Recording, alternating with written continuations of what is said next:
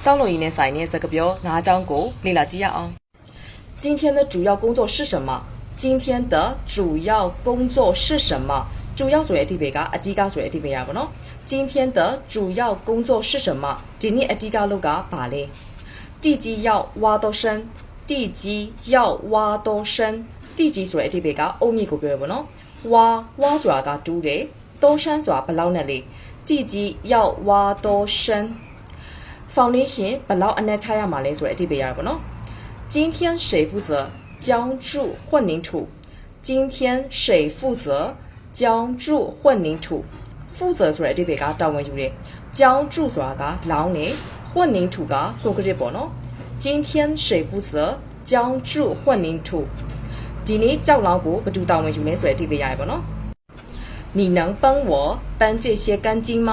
你能帮我搬这些干净吗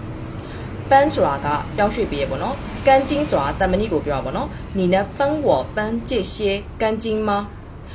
တမဏိကိုရွှေ့ပေးပါဆိုတဲ့အဓိပ္ပာယ်ရတယ်ပေါ့နော်我需要电工电焊工和水管工我需要电工电焊工和水管工我需要ငါလိုအဲ့တဲ့ပေါ့နော်电工ဆိုတာလျှက်စစ်သမား电焊工ဆိုတာဂဟေဆိုတဲ့သမား水管工ဆိုတာရေသမားပေါ့နော်ရေပိုက်သမားကိုပြောတာ我需要电工电焊工和水管工ကျွန်တော်လျှက်စစ်သမားဂဟေစောသမားနဲ့ရေပိုက်သမားလူတယ်ဆိုတဲ့အဓိပ္ပာယ်ရတယ်ပေါ့နော်ဒါဆိုရင်ဆောက်လုပ်ရေးနဲ့ပတ်သက်တဲ့စကားပြော၅ကြောင်းကိုဒီလောက်ပြီးထင်တယ်နော်谢谢大家下次再见